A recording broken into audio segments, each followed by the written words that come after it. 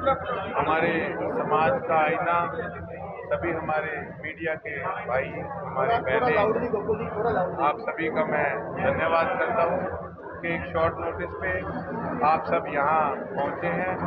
उसके साथ साथ मैं मेरे पिता तुल्य अमित चंद चावला जी, मेरे मामा श्री नवीन केडिया जी, ज्ञानी साहब, सरोगी साहब, सोनी साहब, मेरी बुआ कृष्णा पुगाड़ जी, अंतर सारे बैठे, शर्मा जी, दिलीप जी, प्रसाद जी, अरे सारे, और किसी पंकज जी, किसी का नाम गोपी जी, सबका मैं धन्यवाद करता हूँ।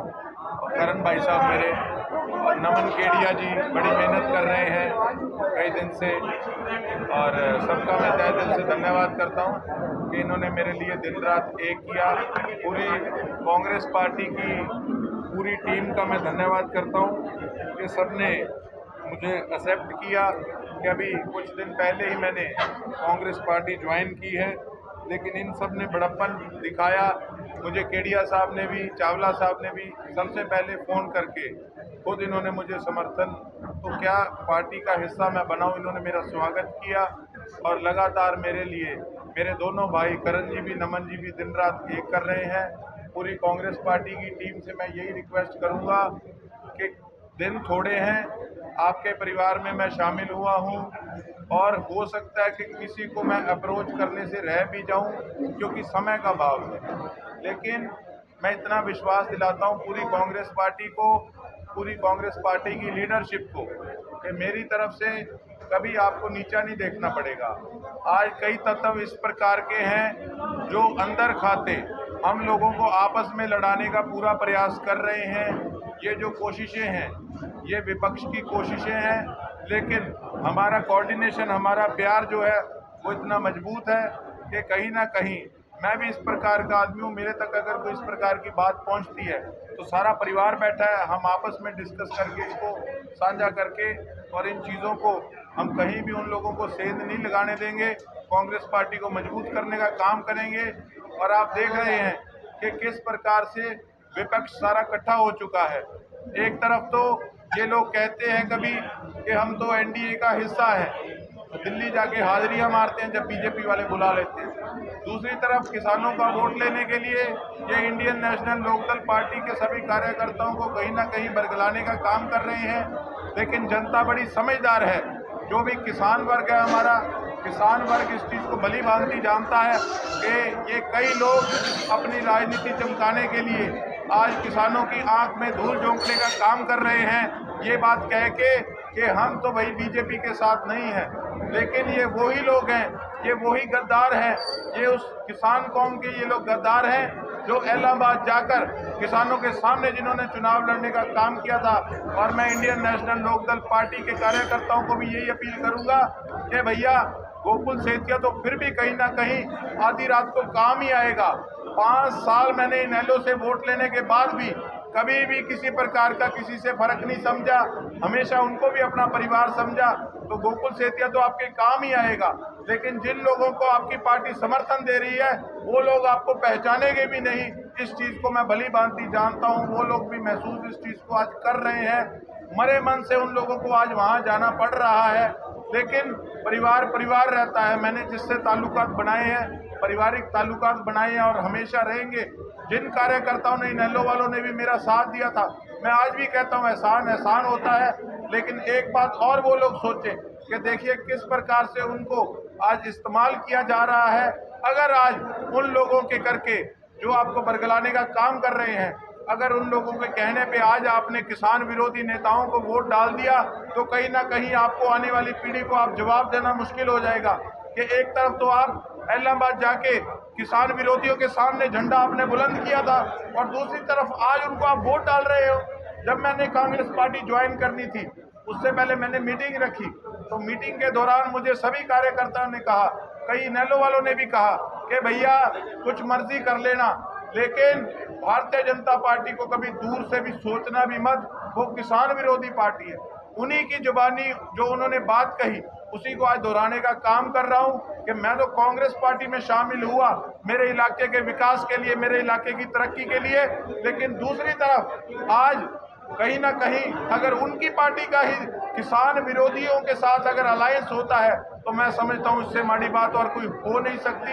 मैं एक बात कहना चाहूँगा कि देखिए, चौटाला साहब ने बेशक इस्तीफा देकर अपने आप को एक साबित किया था कि किसानों के हितैषी हैं, लेकिन आज अगर वो साथ जाके बैठते हैं तो कहीं ना कहीं आज प्रश्न चिन्ह खड़ा होता है कि सबको, बच्चे बच्चे को भी पता है कि आज भारतीय जनता पार्टी एक गेम खेल रही है यहाँ के विधायक के साथ मिलके, और अगर इनेलो उसके अंदर साझेदारी देती है, इनेलो का वर्कर साझेदारी देता है, मैं ये समझता हूँ ये सारा डैमेज इनेलो के वर्करों का होगा।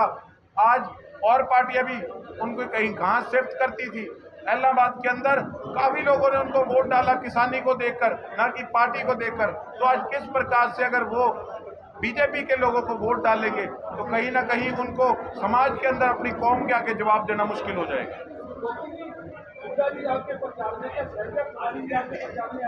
बिल्कुल जी, 27 तारीख का शैलजा जी का प्रोग्राम है, तो आज उनका जन्मदिन भी है। मैं इसके लिए उनको बधाई भी देता हूँ। आपको क्या माहौल नजर आ रहा है? माहौल बहुत अच्छा है जी। मेरी इज्जत इन लोगों ने बचानी है। ये सारे बैठे हैं, जो लोग कहते हैं कि ठीक है हमारे में कांग्रेस में फूट है, ये है वो है, ये साथ बैठे हैं, मेरे सिर पे हाथ रख दो अगर वाकई आशीर्वाद मेरे साथ है। सिर पे रखो आप। हाँ, ये देखो, ये सारे यार ऊपर रख दे बड़ा भाई, ये सारे मेरे साथ है। हमारी पूरी टीम, पूरी टीम की तरफ फुल जी।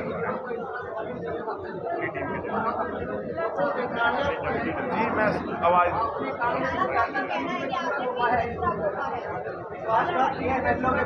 कौन सा विश्वासघात किया मैंने? मैं, मेरे आदरणीय हैं और मेरे हमेशा आदरणीय रहेंगे। कौन सा पीठ में छुरा गोपा? मैंने 2019 में इनेलो की अमदाद ली। मैंने इलाहाबाद के अंदर एडी चोटी का जोर लगाया। बीजेपी पार्टी की मुझे टिकट की ऑफर थी बाई इलेक्शन के अंदर, मैंने उसको ठुकराया। केवल इनेलो के लिए नहीं, मैंने किसान कौम के लिए उस ऑफर को ठुकराया। जो पार्टी किसानों के विरुद्ध खड़ी थी, मैं उनसे चुनाव लड़के किसानों का गद्दार नहीं बनना चाहता था, ना मैं सोच सकता कभी सपने में। क्या मैंने इनेलो की अमदाद करी, वो मैंने पीठ में छुरा मारा? मैंने लोकसभा चुनाव के अंदर इतनी गर्मी तपती धूप में इन सब ने शैलजा जी को बनाया यहाँ से। मैं तो तब भी इनेलो में था, तो मैंने क्या उनके पीठ में छुरा मारा? अगर मैंने विपरीत स्थितियों के अंदर भी उनके साथ खड़े होने का काम किया, मैं क्या इनेलो का चुनाव चिन्ह मेरा चश्मा था? मैं इंडिपेंडेंट था। मैंने जब तक हुआ मैंने ब्याज समेत एहसान लौटाने का काम किया है। अगर उन्होंने इस तरीके की मेरे बारे में बात बोली है, कोई बात नहीं, मेरे बड़े हैं, कुछ भी कह सकते हैं।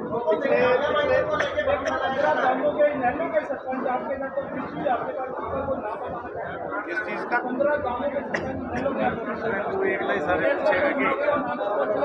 मैंने कभी भी किसी को इस तरीके से, ना तो मेरे पास कोई सरपंचों की उस तरीके की लिस्ट, मेरे पास 15 गांव के किसान साथी सभी मिलके आए थे जो पीड़ित है, जिनकी पैलियों के अंदर पानी नहीं लग रहा, धिंगतानिया माइनर, बम्बूर माइनर, जिनकी पुरानी मांग है। किस प्रकार से उन लोगों को भारतीय जनता पार्टी ने, यहाँ के मौजूदा विधायक ने दिल्ली और चंडीगढ़ के चक्कर कटा के उनको तंग करने का काम किया, तो उन्होंने मेरे में विश्वास जताया, कांग्रेस पार्टी में विश्वास जताया, सारी लीडरशिप में विश्वास जताया कि आप बनोगे, हमें उम्मीद है आप ही हमारे लिए नहर का पानी लेके आओगे। हुड्डा साहब भी उस दिन आए थे, उनके समक्ष भी मैंने ये बात रखी। लोको जी पिछले दिनों एक आपका बयान वायरल था विमान मेहता जी को लेकर, बिना नाम लिए आपने उनसे निशाना साधा। आपको लगता नहीं कि उनको साथ आना चाहिए? आपको बहुत मजबूती मिलेगी। कोई बात नहीं, सभी कांग्रेस पार्टी का हिस्सा है, बड़ा परिवार है, छोटी मोटी चीजें चलती रहती है। ठीक है, उनको मेरे पे कोई गुस्सा होगा किसी प्रकार का, उन्होंने निकाल लिया, कोई बात नहीं, सिर माथे। सब आपके साथ देखने को मिलेंगे। देखिए, देखते हैं क्या होता है। कांग्रेस पार्टी का हिस्सा है, सभी कांग्रेस के सपोर्ट में चल रहे हैं। कोई नाराज है, देखते हैं कि क्या रुख बनता है। उन्होंने अपना गुस्सा निकाल लिया, ठीक। मैं वही इनेलो के कार्यकर्ताओं से पूछना चाहूँगा कि जो सभी कार्यकर्ता मुझे कहते थे कि कांग्रेस में बेशक चले जाना, पर इस किसान विरोधी पार्टी को कभी जिंदगी में सोचना भी मत, तो क्या वो इनकी बातों में आके बीजेपी को वोट देना चाहेंगे?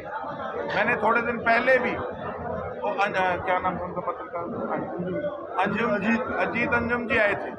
उन्होंने बकायदा एक फोटो डाली कि इनके रेजिडेंस के ऊपर भारतीय जनता पार्टी का झंडा लगा हुआ था।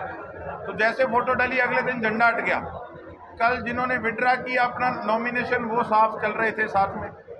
मैंने एक बयान में भी कहा, मैंने एक फोटो भी दिखाई वीडियो में, कि अभी 2 दिन पहले तक इनके ऑफिस के अंदर मनोहर लाल खट्टर जी और नायब सिंह सैनी जी की फोटो लगी हुई थी। तो कुल मिला के शरेआम ये लोग कहीं ना कहीं इनेलो के वर्कर को बरगलाने की कोशिश कर रही है, लेकिन मैंने उनके साथ काम किया है। मैं जानता हूं अच्छे से कि वो शांत जरूर हैं, लेकिन उनका पार्टी से ज़्यादा अपने किसानों के वो हितैषी हैं। और वो आप देखना नतीजे वाले दिन आपको पता लगेगा कि वो किसको वोट डालते हैं, किसान विरोधियों को वोट डालते हैं या जो किसानों के साथ हमेशा खड़ा हुआ है उसको वोट डालते हैं। आप लगातार देखने को मिलेगा। मैंने हाथ जोड़ के कांग्रेस पार्टी की लीडरशिप से यही रिक्वेस्ट की थी कि लोगों की अपेक्षाएं हमसे बहुत ज़्यादा है। जैसे कि मैं 600 वोट से पिछली बार हारा था, मेरे से भी बड़ी एक्सपेक्टेशंस है कि इतना लोगों ने मेरा साथ दिया। कांग्रेस पार्टी की लीडरशिप भी एक नया रास्ता, लोकसभा के अंदर भी इन्होंने मेहनत करके लोगों को साथ जोड़ने का काम किया। सबसे उम्मीदें हैं, तो हमारा यही कांग्रेस पार्टी की बड़ी लीडरशिप से यही रिक्वेस्ट है कि हमें आपसे उम्मीद बहुत है और यही हमें लगता है कि आप उम्मीदों पे खरा पूर्ण रूप से उतरेंगे और मैक्सिमम हमारे सिरसा का विकास कराएंगे। जिस मेडिकल का 3-4 बार उद्घाटन हो चुका है, उसका श्रेय लिया जा रहा है कि टेंडर दोबारा पास करवा दिया। देखिए, टेंडर का अचार डालेंगे। 10 साल के अंदर जो मौतें हुई है, जो लोग टाइम पे हॉस्पिटल बड़े शहरों में नहीं पहुंच पाए, जिन्होंने एम्स पीजीआई में जिन लोगों ने धक्के खाए दुनिया जान के, जो तंग हुए 10 साल, वो तंगी दी हुई सारी भारतीय जनता पार्टी की है। टेंडर का क्या करेंगे? हमने टेंडर से लेना क्या है? हमें फैसिलिटीज चाहिए। हम अगर लोग टैक्स पे करते हैं तो हम ये बहाने सुनने के लिए नहीं पे करते कि टेंडर हो गया, नहीं हो गया, ये हो गया, वो हो गया।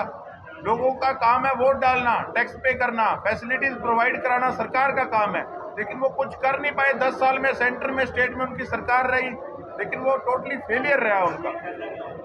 सवाल भी दोहरा देता हूँ, जनता आपको मौका देती है तो आप कितने समय में मेडिकल कॉलेजों को बाकी दिशाएं जनता में जो दशा है उनको कैसे सुधार पाएंगे? मैं भी अपना जवाब आपको दोहरा देता हूं कि मैंने आपको यही बात कही है कि शीर्ष नेतृत्व से, कांग्रेस पार्टी की लीडरशिप से हमने यही रिक्वेस्ट की है कि सारा काम प्रायोरिटी पर रख के सिरसा का कराना। उस दिन आपने शहीद भगत सिंह चौक पे मेरी स्पीच में सुना होगा कि हमारे साथ इस तरीके का व्यवहार हो रहा है जैसे कि सिरसा हरियाणा का हिस्सा ना हो।